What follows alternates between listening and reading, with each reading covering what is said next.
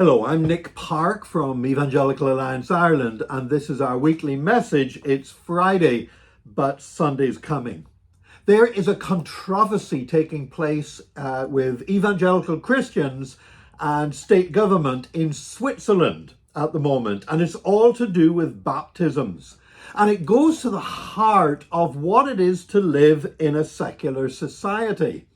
Now, I think most of us recognize that in Western Europe and the Western world in general, we live in a secular society. There's no form of Christianity has dominance in society, and as Christians, we are generally part of a minority. That means that we live under principles of secularism. Secularism, by the way, does not mean that religion is suppressed. Secularism means that religion is treated no differently from other activities in society. So no special privileges for religion, but no special persecutions or restrictions either. That's how civil secularism works. And there's also another principle, which is that of the separation of church and state. Separation of church and state, as most of us recognize it, as a key principle in the United States of America, where the founding fathers there, they did not want to basically have one church persecuting other churches, as did happen, for example, in the United Kingdom with the Anglican Church, sometimes bringing in state discrimination and supporting state discrimination against other forms of religion. And so the canton of Geneva in Switzerland actually claims to be one of only two cantons that are totally secular and that's totally practiced the separation of church and state. But they're actually denying both of those principles by banning evangelical churches from holding baptisms in public areas, such as beaches on Lake Geneva. Why? Because secularism doesn't mean treating religion worse than anyone else. Secularism doesn't mean saying you can do all other kinds of things on the beaches of a lake, but you can't do anything religious. That's not secularism. Secularism says we're going to treat the church just the same as anybody else, and they've got the same right to meet as anybody else has, but we're not going to give them any special privileges. Separation of church and state doesn't mean banning churches from gathering on public land. It means the state doesn't prefer or promote one religion over another. But that is exactly what Geneva is doing, because they will allow some religious groups to use the lake. So why are they allowing some and not others? What's the difference? Well, basically any religious group to hold any activity on Lake Geneva within the canton of Geneva, and that's just one canton within a number of different cantons that make up Switzerland.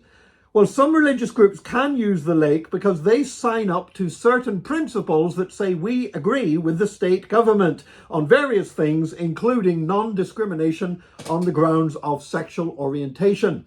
In other words, they are saying that if a church is prepared to ordain practicing homosexuals as clergy and carry out gay marriages, then those churches can use Lake Geneva. But those churches that don't agree with the state on that issue are not allowed to. That's the exact opposite of what the separation of church and state is supposed to be about. It's the kind of state interference in the beliefs and practices of churches that the very principle of separation was designed to stop.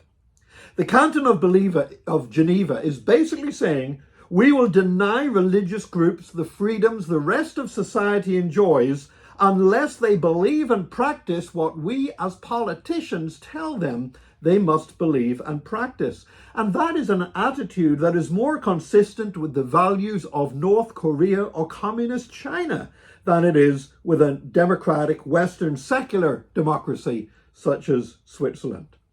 Now, in practice, it's not going to hinder churches too much because they can always go to the north shore of Lake Geneva, which is in a different canton that actually does practice proper secularism and separation of church and state, and the church are just as free as any other group in society to gather on a beach and to do baptisms or whatever else is a lawful practice in public. But this decision is a worrying indication that in at least one canton in Switzerland, while claiming to be secular and separating church and state, They in fact want the state to discriminate between churches and will deny the principle of secularism by subjecting churches to discrimination that other sectors of society are not subjected to. You know, it's important, I believe, to all of us, whether we are religious or not, that we should all have equal rights and privileges under the law. It doesn't matter whether you're talking about Christians, whether you're talking about vegetarians, whether you're talking about an atheist or a humanist association, we should have the same rights under the law in a secular society. It's a shame that some of the people in Switzerland who would talk the loudest about that don't know how to practice it. And that's why we as Christians need to stop talking about secularism and separation of church and state as if there's some kind of enemy or hindrance to us. These principles are our friends, and we should be able to adhere to them and believe that in a world of competing philosophies and values, we have the confidence that what we believe and practice and teach is right and can stand on it without needing propped up. It can stand on its own 2 feet and people can see it for the truth that it is. I believe that we here in Ireland will continue to thrive as Christians in a secular Western European democracy and will continue to thrive under a principle of separation of church and state. I believe that because it might be Friday, but Sunday's coming.